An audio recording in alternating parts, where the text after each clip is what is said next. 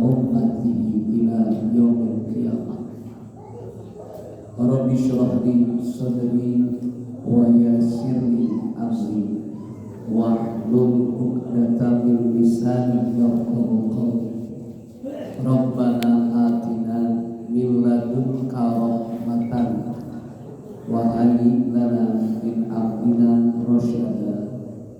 Subhanaka la ilma lana illa ma 'allamtana innaka antal alimul hakim.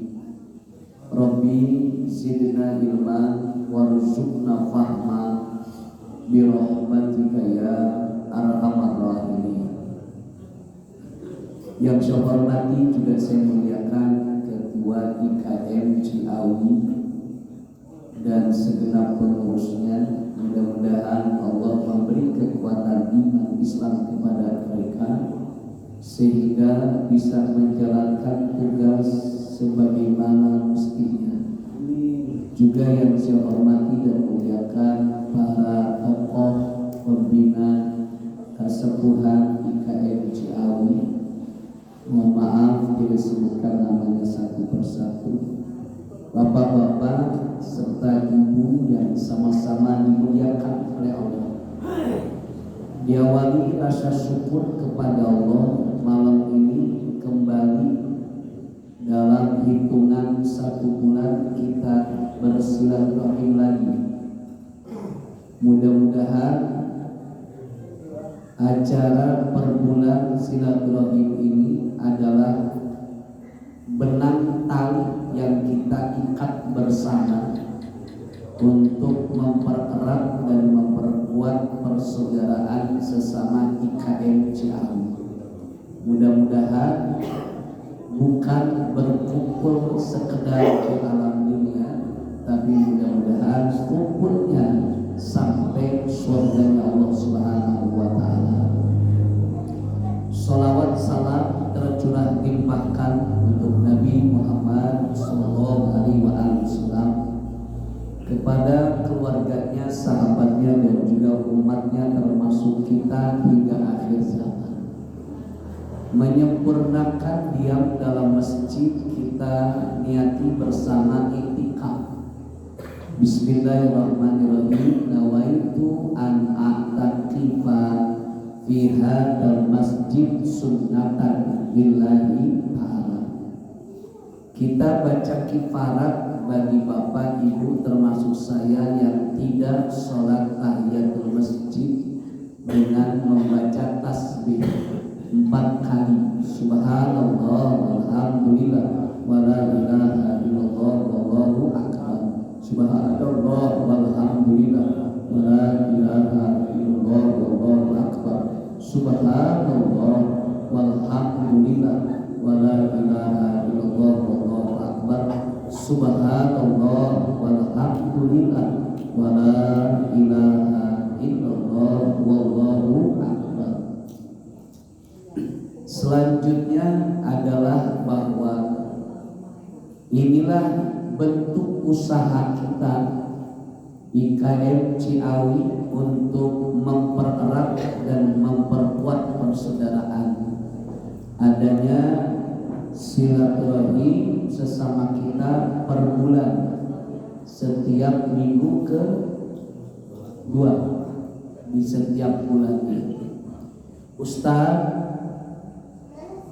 apakah kelak nanti ada hikmah di balik ini semua? Pasti ada. Tidak ada sesuatu yang merugi dengan silaturahim. Karena silaturahim ini anjuran Allah dan Rasulnya. Bahkan tidak akan dicipta manusia kecuali adalah butuh orang lain. Tak akan pernah ada manusia yang bisa hidup dengan sendirian kecuali si Tarjan. Ibu kenal si Tarjan? Siapa? Siapa? Kecuali si Tarjan, dia bisa hidup sendiri. Tapi lagi-lagi si Tarjan hidup sendirinya sebagai manusia. Tapi teman sahabat Tarjan itu adalah warga masyarakat di hutan. Karena si Tarzan itu dibesarkan, dirawat, dididik oleh hutan, sehingga ibu kandungnya itu adalah orang hutan. Tapi jangan lihat saya ngomong orang hutan. Ya, begitu ibu sekalian. Jadi si Tarzan sekalipun dia sendiri sebagai bangsa manusia, ia memang benar sendiri si Tarzan di hutan sebagai bangsa manusia, tapi tetap si Tarzan butuh pergaulan, butuh teman, butuh sahabat. Akhirnya kera jadi sahabat, akhirnya harimau pun jadi teman, akhirnya gajah pun jadi teman, dan binatang yang lain pun jadi teman. Artinya apa? Sekalipun Tarzan tetap tidak bisa hidup sendirian, betul nggak? Apalagi ini siapa? Ya ini siapa? Iya manusia. Bapak bukan Tarzan, apalagi ibu bukan. Butuh apa? Butuh sahabat, butuh teman. Ini ada kisah nyata. Ini kisah nyata bang.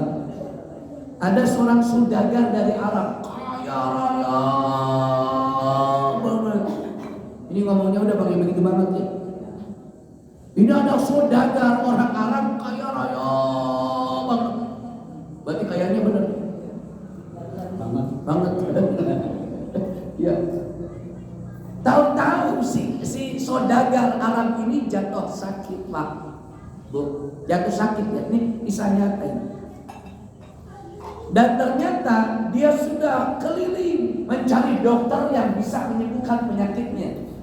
Ternyata sudah kesana kemari secara medis dan juga secara alternatif tidak menemukan seorang dokter ataupun tabib yang bisa menyembuhkan penyakitnya. Sampai dia putus asa daripada penyakitnya, sampai dia juga putus asa daripada penyakitnya. Akhirnya apa? Akhirnya dalam keputusasaan ada seseorang yang mengasihtahukan atau memberitahukan, "Hei, Fulan bin Fulan, kalau kau ingin berobat dari penyakitmu, datanglah ke negeri Cina. Di negeri Cina ada seorang dokter yang handal dan juga pandai. Dia itu segala penyakit ditanganinya." Akhirnya di saudagar Arab percaya. Saudagar Arab langsung berusaha dengan cara bagaimana? Datang Pak Bu, dia ke negeri mana tadi? Ke negeri Cina. Datang ke negeri Cina. Sesampai di negeri Cina, bersualah dia, berjumpalah dia, bertemulah dia dengan dokter yang handal itu. Dan tatkala diperiksa, Masya Allah, saudagar kaya raya dari Arab ini mengidap penyakit apa tuh yang hati itu? Hati itu kalau apa penyakitnya? Oh itu, bukan liver lagi, di atas liver apa? Kanker hati. Dia punya penyakit kanker hati. Bahkan sampai dokter handal itu dari Cina bilang, "Pak, umur Bapak kalau diagnosanya ini cuma 2 hari lagi, Pak. 2 hari lagi Bapak out. 2 hari lagi Bapak habis waktu hidupnya. 2 hari lagi Bapak akan menjumpai kematian. Kalau dilihat dari hasil diagnosanya, ini penyakit kanker hati." Akhirnya yang terjadi, si saudagar kaya raya ini akhirnya bilang gini, "Dok, jadi apa yang harus aku lakukan? Operasi bedah semoga menjadi satu jalan terakhir yang bisa memperpanjang usia Bapak." Akhirnya tak banyak pikir nih, seorang saudagar kaya raya yang divonis jatuh sakit kanker hati, akhirnya dia meng-ACC usulan dari dokter handal tersebut. Dia kan baik dok, kalaupun emang iya itu adalah jalannya yang terbaik, lakukanlah. Tapi aku minta yang terakhir kali, apa? Izinkan aku untuk bersilaturahim dulu kepada keluarga besar. Nah ini dia. Pengen ketemu dulu sama keluarga.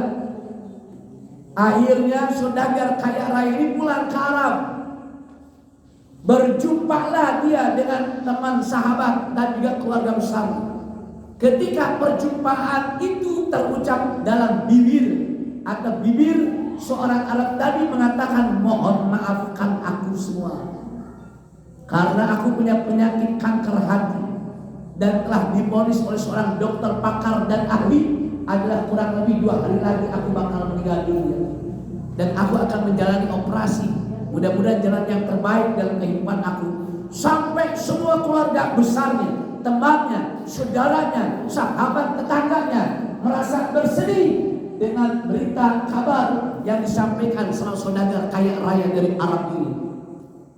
Lalu setelah itu terjadi, dia mulai pergi kemana? Ke Cina untuk melakukan operasi.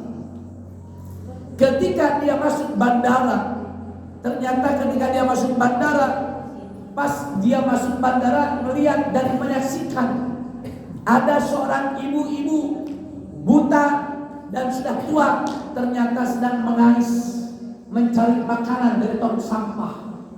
Rasa kasihan, rasa iba terlintas dalam saudagar kaya raya ini. Ternyata si ibu tua, buta dan renta ini, ternyata dia sedang mencari bahan makanan. Akhirnya dia bergegas menghampirinya. Lalu didatangilah tokoh ataupun swalayannya. Kemudian dibelikan apa? Daging oleh si kaya raya tersebut, bukan untuk sehari, bukan untuk seminggu, bukan untuk sebulan, tapi dibelikan daging 1 harinya 2 kilo untuk 1 tahunan. Senang banget tuh si ibu. Si ibu tua renta buta itu senang mendengarnya. Dibelikan jatah daging untuk 1 tahun. 1 harinya berapa kilo? Kalau 1 tahun berapa kilo berarti? 2 kali 12. Hitung aja sendiri lah, gue gak tahu lah. Gue bukan orang gaji gue. Ibu bapak, yang terjadi apa? Yang terjadi si ibu tua renta buta tersebut gak pernah lihat sosok orang kaya ini. Tapi dia berkata, hei fulan bin fulan, dengan kebaikanmu, dengan kedermawaanmu, kudoakan semoga kau diberi kesehatan lahir batinnya, kau ditambahkan rezekinya, kau dipanjangkan umurnya oleh Allah Subhanahu wa taala. Masya Allah. Akhirnya Pak Bu, si kaya raya ini saudagar Arab mulai terbang pesawat lagi untuk ke Cina dioperasi. Dan sesampainya di Cina, pas mau dioperasi, dicek dulu semua badannya, cek generalnya dilakukan. Ternyata yang terjadi di luar nalar akal manusia, ternyata badan orang kaya raya saudagar dari Arab ini bersih, tidak ada penyakit sama sekali. Allahu Akbar.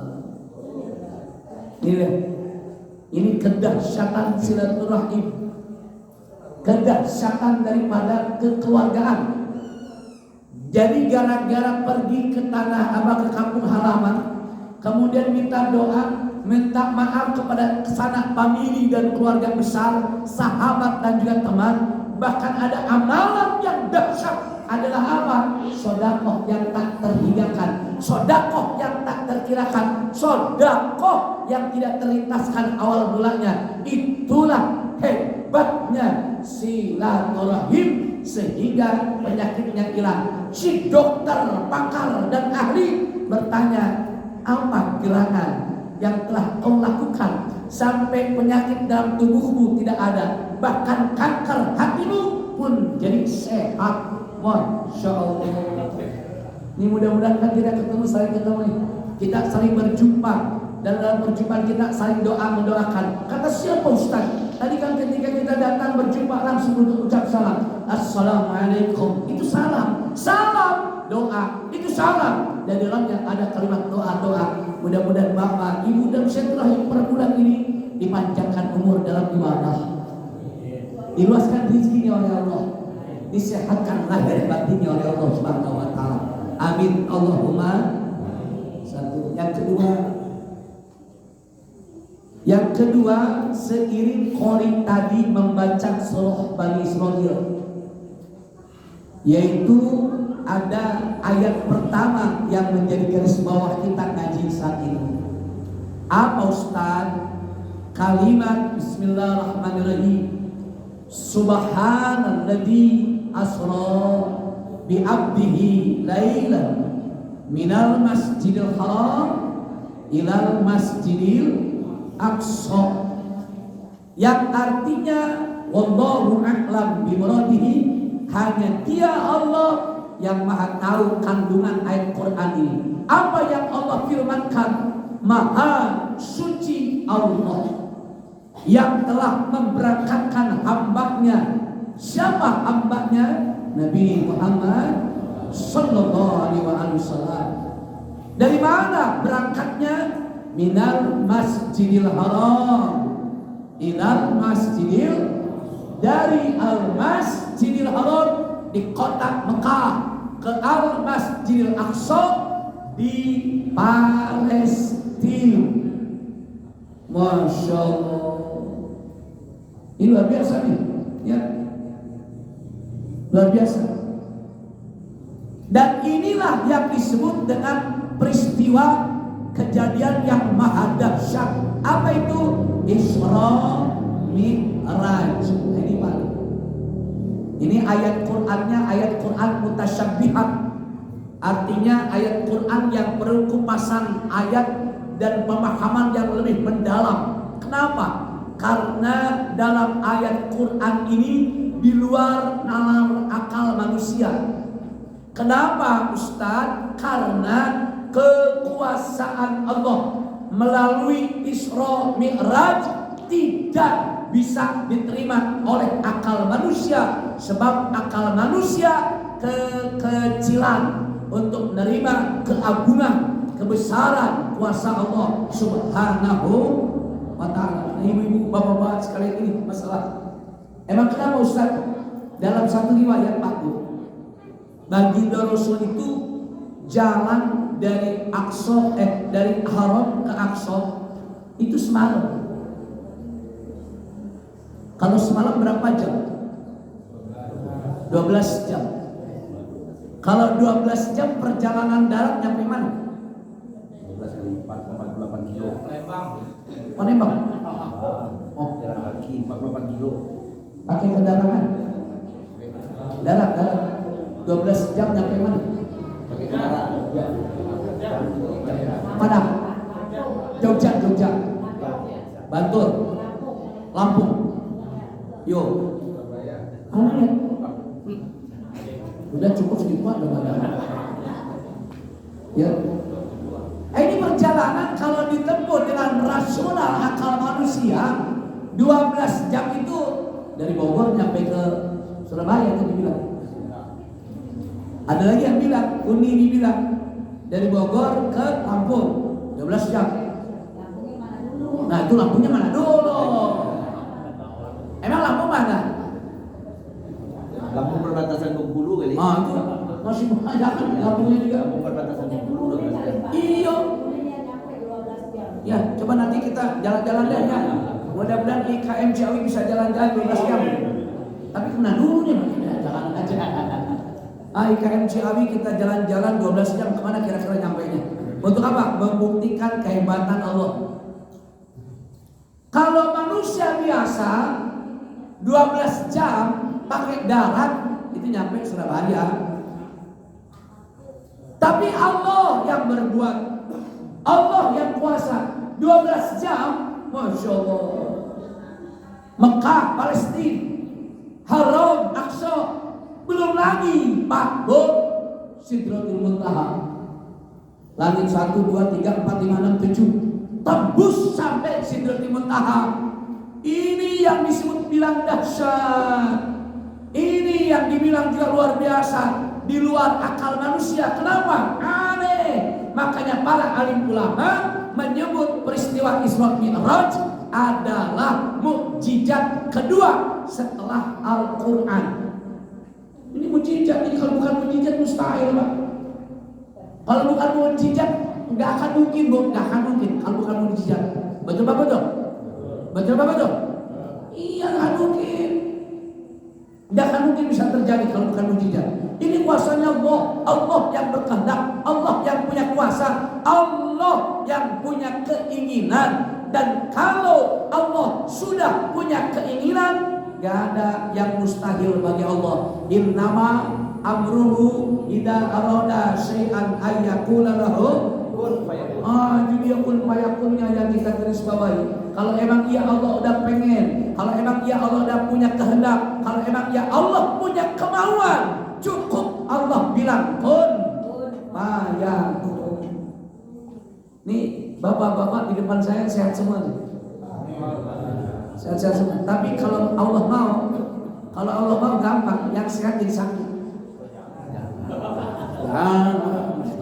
Iya, kalau Allah mau. Betul nggak? Betul nggak? Iya, kalau Allah mau. Makanya apa? Sandarkan sama Allah. Dan juga apa? Kita muarakan, pusatkan kepada Allah. Allah yang Maha Kuasa. Makanya apa? Kalau kita udah pahami dengan Isra Mi'raj ada kuasa Allah, insya Allah Pak, kita tidak akan pernah bisa sombong. Kenapa? Allah kok yang Maha Kuasa. Sekarang aja lagi sehat, tantang tenteng. Tuh jalannya juga, geblek. Subhanallah. Jalannya gini, belagu banget. Wow. Kenapa jalannya begini? Bisul. Belagu dia. Gak boleh, setelah sedikit tampar, setelah sedikit berantem. Sombongnya luar biasa. Dipandang dia kuat, dinilai mungkin dia hebat, tapi ternyata apa? Di balik kekuatannya, di balik kehebatannya ada yang maha hebat. Siapa? Allah. Sekarang lagi sehat belagu, sekarang lagi sehat juga jauh sama Allah. Allah gampang Pak menjatuhkan orang sehat jadi sakit. Betul Pak? Betul? Enteng Pak. Makanya kalau pengen tahu hebatnya Allah, kuasanya Allah, datanglah kepada musibah-musibah. Bapak kemarin waktu Cianjur kejadian gempa kesana nggak? Ada yang kesana ada? Nah, biar di situ ada kekuasaan Allah. Kalau bukan Allah yang berbuat menggoncang Cianjur, mustahil. Banyak yang roboh, banyak yang hancur. Bahkan satu RW terpendam oleh tanah semua. Itu Allah pelakunya. Kenapa emang? Pas saya ngobrol dengan orang Cianjur, gempa itu bukan hitungan menit, apalagi jam, tapi hitungannya detik. Allahu Akbar. Hitungan detik, cuma digini doang sama Allah. Detik hitungannya detik. Hancur kok Cianjur. Allah kuasa Pak. Kemarin kejadian Turki 7,8 skala Richter. Itu Turki, Masya Allah. Kita lihat di media sosial, kemudian di internet, ternyata Turki ketika goncangan dahsyat hancur hotel gedung yang begitu kokoh dan kuat jatuh Pak. Kenapa? Allah kuasa. Makanya dengan hikmah Isra Mi'raj janganlah sombong. Sebab kenapa? Apalah yang perlu kita sombongkan. Betul Pak? Betul? Iya Pak ya? Jangan sombong. Malah saya pernah baca riwayat, di antara dosa yang gak akan ada harapan diampuni dosanya adalah apa? Sombong. Di antara dosa yang tidak ada harapan diampuni dosanya oleh Allah adalah sombong. Dan sombong adalah dosa yang paling puncak di antara dosa. Ustaz, bukannya musyrik? Oh, itu beda lagi. Kalau seorang manusia sudah sombong, berarti dia udah kepada puncaknya dosa. Lihat Pak, Bu, apa? Lihat model Fir'aun, itu udah klimaks sombongnya, udah klimaks dosanya sombong. Tapi kalau manusia udah mulai masuk ke sombong, itu gak akan jauh lagi. Nanti yang ngelingin, yang ngasih tahu, yang memberi peringatan pasti Allah. Pasti Allah. Iya. Fokus amat. Mana gak kelihatan? Unik pinter ya, sampai bisa ngeliat malaikat. Ustaz aja gak kelihatan nih, ya. Ibu-ibu, bapak-bapak, jadi gini loh. Di antara dosa yang tidak ada harapan ampunan dosanya adalah sombong. Kenapa ya Ustaz? Kalau bapak ibu dosa disebabkan karena hawa nafsu, contohnya apa? Dosa yang karena hawa nafsu, zina, ngerampok, mabok, judi, apalagi? Kita udah nonde tak? Maling, merampok, begal, nonde. Jual miras, nonde. Hah? Togel. Tahu togel enggak? Tahu togel enggak? Tolol, gelo.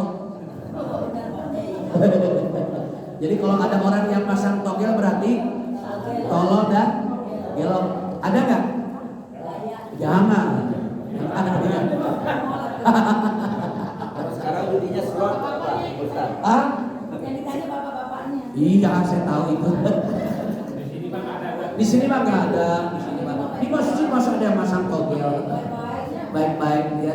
Insya Pak Bu, kalau dosa karena hawa nafsu ada harapan ampunan dosa dari mana Allah. Tapi kalau dosa lantaran sombong, tak akan ada harapan untuk dapat ampunan dosa dari Allah. Apa buktinya Ustaz? Lihat iblis. Saya tanya sama ibu bapak, kira-kira iblis dosanya apa?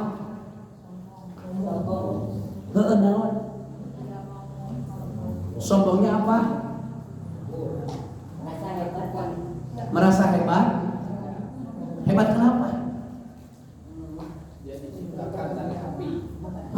Merasa sombong dia, merasa lebih baik dia daripada Adam.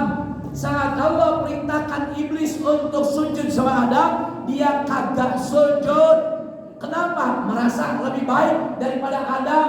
Karena iblis dicipta dari api, Adam dicipta dari itu dia, sombong. Jadi gini Pak Bu, kalau udah sombong, biasanya kalau udah sombong, satu tadi dosanya tidak akan diampuni sama Allah. Ini dulu satu dulu ya kita bahas. Nah ini akhirnya iblis diusir Pak dari surga, diusir. Jadi dulu sebelum Nabi Adam ada di alam surga, sebelum Nabi Adam dicipta oleh Allah, yang mengisi surga itu iblis Pak. Yang mengisi surga itu iblis. Bahkan iblis ibadah sama Allah sampai ribuan tahun. Iblis hebat iblis.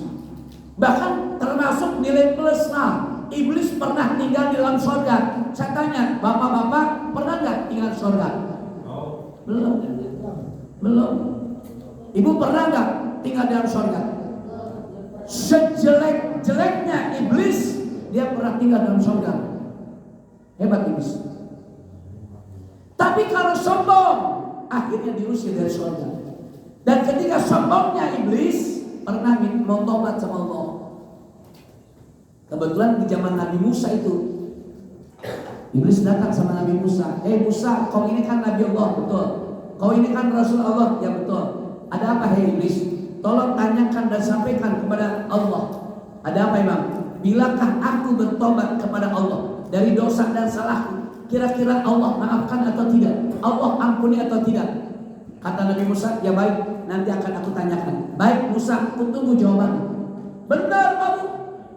Iblis emang ditanya itu sama Nabi Musa. Kata Nabi Musa, ya Rabb, ada hambamu dari golongan jin, namanya iblis. Ada apa Musa? Dia mau tobat ya Allah. Apakah akan kau ampunkan dosa-dosanya? Allah langsung jawab, hei Musa, seberapa besar dosa hambaku, besar ampunanku akan diberikan kepadanya. Jadi kau ampunkan iblis, aku ampunkan dia. Baik ya Allah, terima kasih jawabannya. Nabi Musa baru mau meninggalkan Allah, Nabi Musa dipanggil lagi oleh Allah. Hei Musa, sini dulu. Ada apa ya Rabb? sampaikan kepada iblis, bilakah dia ingin dosanya diampuni, maka syaratnya satu. Apa itu ya Allah? Dia harus sujud kepada kuburannya Nabi Adam alaihissalam. Masya Allah. Kata Nabi Musa, ada yang lain ya Allah? Gak ada, cuma itu doang syaratnya. Akhirnya benar. Beres dengan Allah, bertanya sama Allah, Nabi Musa ulang lagi berjumpa dengan iblis, terus tanya, hei Musa, gimana jawaban Allah? Dan sampaikan pertanyaanku, sudah. Dan bagaimana kata Allah? Kata Allah, dosamu diampuni. Iblis girang, iblis senang, iblis juga apa? Sukacita. Akhirnya apa? Iblis mau bersyukur, sujud. Pas mau sujud sama Nabi Adam, jangan di sini sujud. Gimana Musa? Allah perintahkan bila kau ingin diampuni dosanya, sujudnya jangan di sini. Di mana? Sujud kau ke kuburan Nabi Adam alaihissalam. Masya Allah. Berdiri iblis sampai bilang lagi, hei Musa, dengar oleh kau, jangankan Adam sudah mati, ketika hidupnya saja aku suruh sujud pada dia, aku tak pernah mau. Apalagi Adam sudah jadi bangkai, aku enggak pernah mau sujud sama dia. Wahai Musa. Allah. Kata siapa? Astagfirullah. Kata Ustaz. Itu kata. Masa saya dibilang iblis? Kata siapa? Kata Ustaz Didir yang bercerita tentang iblis. Masa saya bilang iblis? Tega bapak-bapak saya. Berarti bapak-bapak sama ibu-ibu sudah ini nih, sudah terjebak di sama cerita saya. Makanya jangan lamun dari sama saya. Ya, ini sampai bilang gitu Pak. Akhirnya Allah tidak ampunkan dosanya hatta yaumul kiamat, sampai hari kiamat. Nah, jadi maka bu, jangan sombong ya, jangan belagu ya, jangan sok cantik, sok glowing, najis aiman sok cantik. Pokoknya orang Padang, ikan Jawi gak ada yang cantik kecuali Eke. Pret, jisra lala. Bener gak?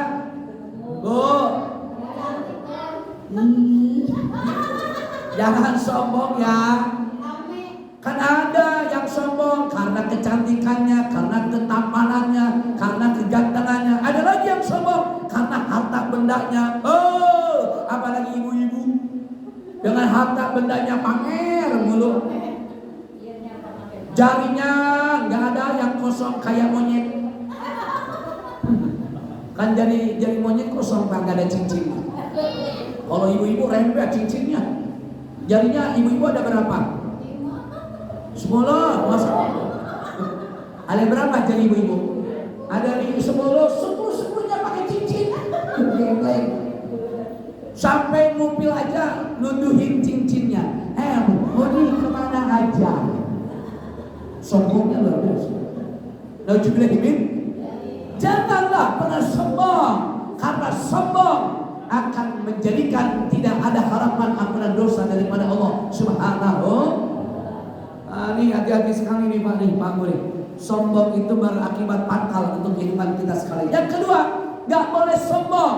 Kenapa Ustaz? Karena kesombongan adalah puncaknya dosa. Artinya apa? Kalau sudah puncaknya dosa, tidak ada yang bisa memperingatkan, tidak ada yang bisa ngingetin, tidak ada yang bisa memberi nasihat kecuali Allah yang bakal memberi peringatan. Hati-hati. Fir'aun ketika dia nyembah selain Allah, yang memberi peringatannya siapa? Nabi Musa. Ketika Fir'aun musyrik, yang memberi nasihatnya Nabi Musa.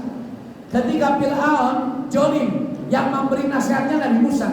Tapi ketika Fir'aun sombong, yang ngasih nasihatnya, yang ngasih peringatannya Allah secara langsung. Makanya ibu bapak kalau udah kesombong, tunggu ajab Allah. Lihat korun. Kenal sama korun gak Pak Bu? Allah. Udah ya, wah nggak pernah ngaji berarti. Kenal Korun nggak? Uni Korun. Oh, Korun sombongnya dengan harta benda dia. Harta Korun.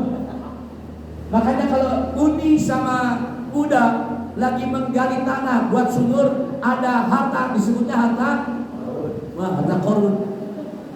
Ya. Yang terjadi apa? Yang terjadi Korun sombong luar biasa. Ketika Korun munkar, dinasihatin sama Nabi Musa. Ketika Korun juga berbuat maksiat, diperingatin sama Nabi Musa. Tapi ketika Korun mulai sombong, yang ngasih peringatannya langsung Allah. Jadi kalau ada orang-orang yang sombong, itu nanti yang ngasih nasihatnya Allah. Yang nanti memberi peringatannya langsung Allah. Makanya hati-hati Pak, kalau Allah yang ngasih peringatan lebih dahsyat daripada peringatan manusia. Jadi tanya sekarang Bapak sama Ibu, kira-kira mau dinasihatin, mau dikasih peringatan sama manusia atau sama Allah? Mendingan sama manusia. Sama siapa? Sama ustaz, sama kiai, sama mu'alim, sama saudara, sama guru, sama orang tua. Masih mending kita dinasihatin sama mereka.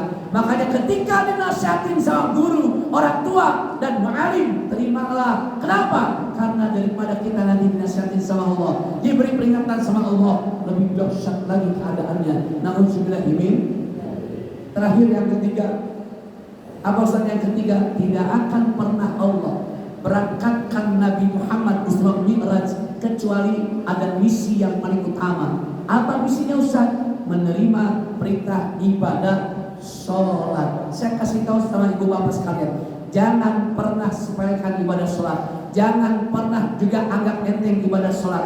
Justru ibadah sholat adalah kepalanya seluruh ibadah yang lainnya. Sampai Nabi menyebutkan as-sholat Rasul ibadah, sholat adalah kepalanya ibadah.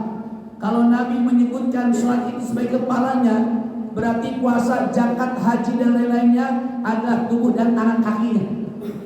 Saya tanya sama ibu bapak, pernah gak melihat ada orang buntung tangannya masih hidup? Pernah lihat? Pernah lihat gak bapak ibu sekalian? Ketemu orang, melihat orang buntung kedua kakinya masih hidup? Pernah lihat? Pernah nggak bapak ibu melihat orang buntung kepalanya masih hidup? Pernah nggak? Kalau sekalinya pernah, mau lari apa mau ditanya? Prek ditanya. Ada orang nggak ada kepalanya mau ditanya. Saya yakin ibu masih lari bu. Ya. Ayo.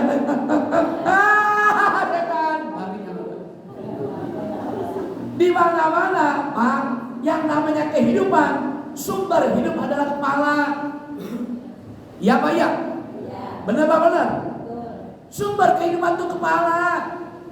Kalau Bapak Ibu pernah saksikan dan pernah bertemu ada orang tidak punya kedua tangannya masih hidup, ada orang yang tidak punya kedua kakinya masih hidup, bahkan ada orang kaki tangannya buntung semua masih hidup. Tapi kita nggak pernah lihat ada orang yang kepalanya buntung masih hidup. Sekalipun ada, bukan orang namanya apa? Setan. Langsung Bapak Ibu buat apa? Jurus 1000 langkah. Apa itu Ustaz? Lari, terbirit-birit sampai kecepirit. Igul aina kami. Majulah bibir. Lihat. Ini kita bisa menyaksikan begitu Pak. Berarti apa? Kalau ada orang ternyata apa dia? Tidak puasa, tidak zakat, tidak haji, masih ada sholat, kepala kehidupan. Sholat jadi paling utamanya.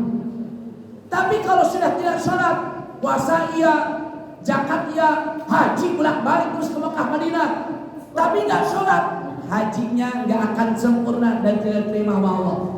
Puasanya tidak sempurna dan tidak akan diterima sama Allah. Kenapa? Sholatnya tidak ditegakkan. Makanya Pak Bu, sholat dalam Isra Mi'raj diwajibkan yang pertama kali. Evaluasilah, bermuhasabahlah sejauh mana bapak, ibu melakukan ibadah sholat yang diperintahkan oleh Allah. Sok saya tanya, kira-kira subuh jam berapa?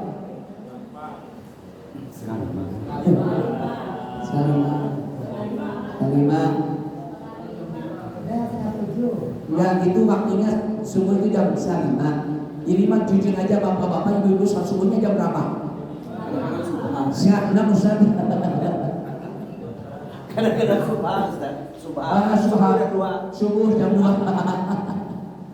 Subuh sama duha. Iya. Ya.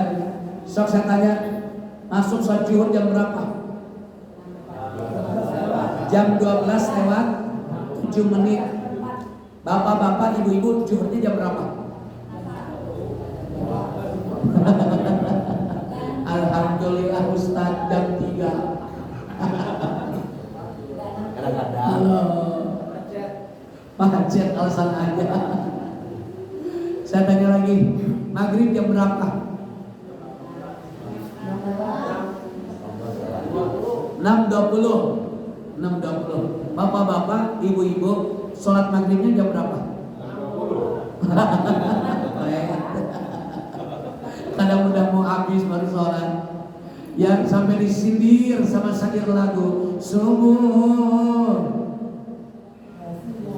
yang baik, subuh kesiangan, zuhur di perjalanan, asar kerepotan, maghrib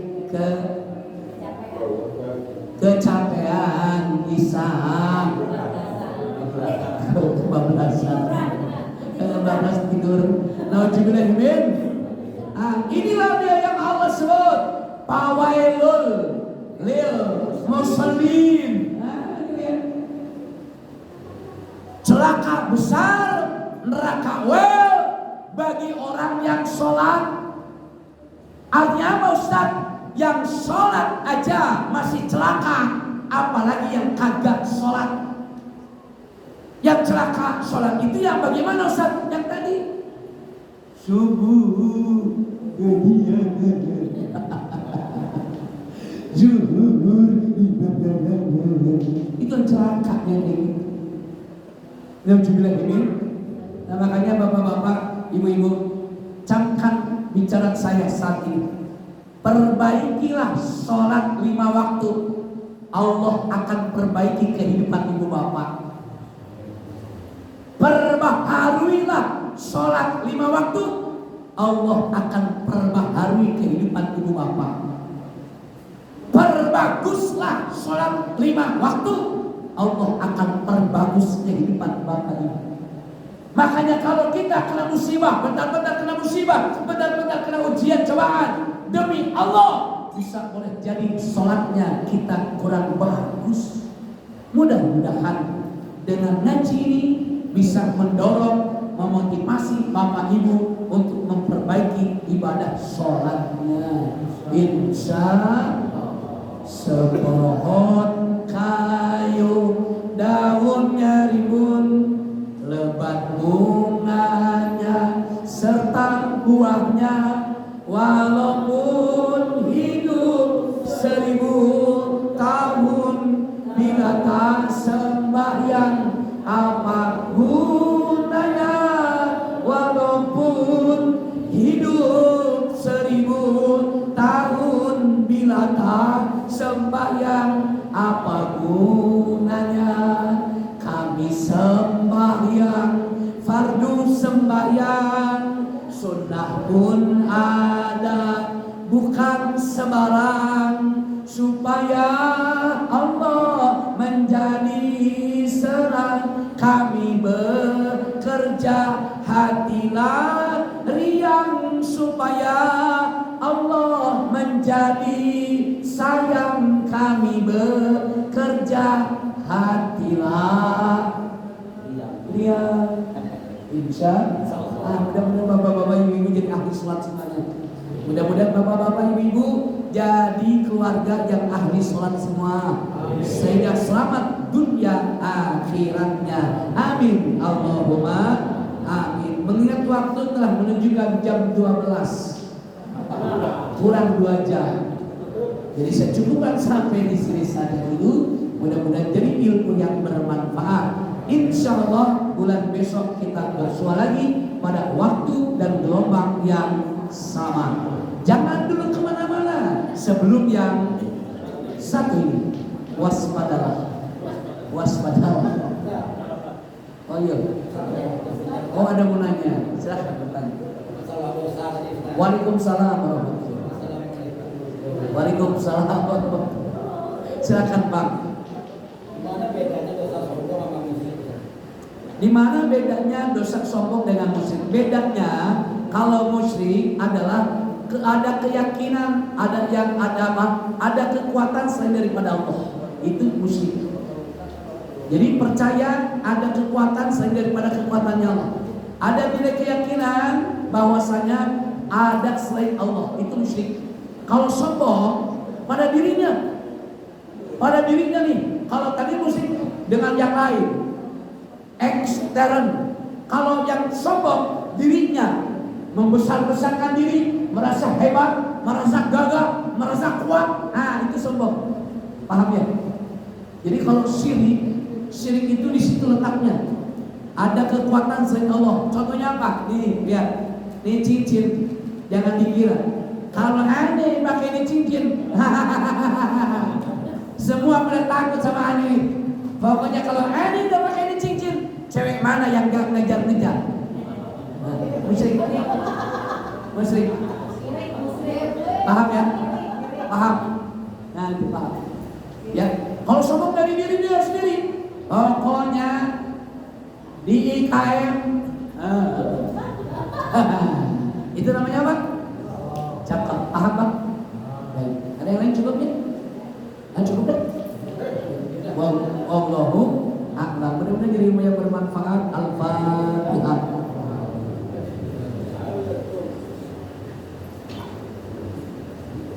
A'udzu billahi minasyaitonir rajim. Bismillahirrahmanirrahim. La ilaha illa anta ya Hanan ya Manan. Ya badi'as samawati wal ardi wal jalali wal ikram. Allahumma sholli ala sayyidina Muhammad wa ala ali sayyidina Muhammad. Allahumma ighfir lana dzunubana wa liwalidina warhamna warhamhuma kama rabbawna shighara. Ya Allah, ampunkan dosa-dosa kami ya Allah. Ampunkan dosa ibu bapak kami ya Allah. Rawat, jaga, pelihara orang tua kami sebagaimana mereka telah merawat kami di waktu kecil-kecil kami ya Allah. Ya Allah, ampunkan dosa suami kami, ampunkan dosa istri kami, ampunkan dosa anak-anak kami, ampunkan dosa sahabat dan teman kami, ampunkan dosa keluarga besar kami, ampunkan dosa kaum muslimin dan muslimat ya Allah. Tidak ada yang sanggup dan bisa mengampunkan dosa-dosa kami kecuali Kau yang mengampuni dosa. Ya Allah, tidak ada yang hadir di tempat ini kecuali Kau ampunkan dosa-dosanya. Tidak ada yang hadir di tempat ini kecuali Kau hapuskan salah-salahnya. Tidak ada yang hadir di tempat ini kecuali Kau kabulkan doa-doanya. Tidak ada yang hadir di tempat ini kecuali Kau jadikan keluarganya sakinah, mawaddah, warahmah, dan Kau berikan karunia rezeki yang berlimpah ruah penuh berkah, dan Kau jadikan anak-anak yang soleh dan juga solehahnya. Ya Allah, tidak ada yang hadir di tempat ini kecuali Kau jadikan mereka ahli ibadah sholat. Rabbana atina fid dunya hasanah wa fil akhirati hasanah wa qina adzabannar. Wa sallallahu ala sayyidina Muhammadin wa alihi wa sahbihi ajma'in. Bi fadli subhana rabbika rabbil izzati amma yasifun wa salamun alal mursalin walhamdulillahi rabbil alamin. Mudah-mudahan dikabul oleh Allah Subhanahu wa taala. Billahi taufiq wal hidayah. Assalamualaikum warahmatullahi wabarakatuh.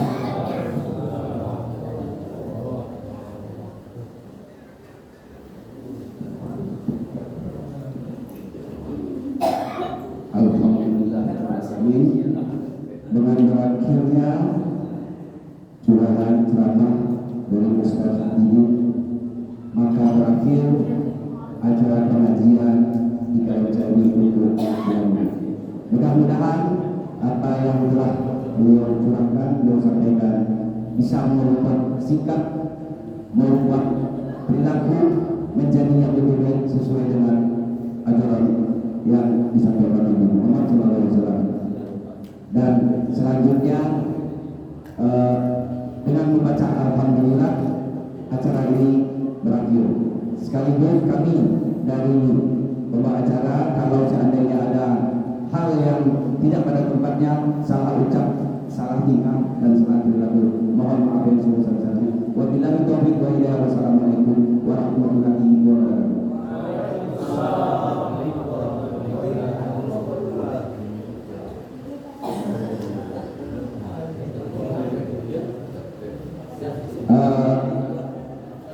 Pengumuman selanjutnya adalah jangan lupa rapat panitia pengurus IKM untuk pembahasan di Raker Cap IKM Ciawi tanggal hari Minggu 18 ke 19. Pokoknya saling sampaikan itu ke pengurus-pengurus yang lain, saling sampai menyampaikan. Bertempat di SMP Negeri 1 Ciawi, mulai start jam 8 pagi, acara berlanjut sampai selesai dengan pembahasan item-item yang telah ditetapkan. Dan nanti barangkali kalau seandainya ada usulan atau apapun bentuknya demi perubahan dan kebaikan IKM, usulan-usulan nanti akan disampaikan dalam sesi rapat musyawarah IKM. Demikian, mudah-mudahan di waktu yang ditentukan kita bisa bersama-sama.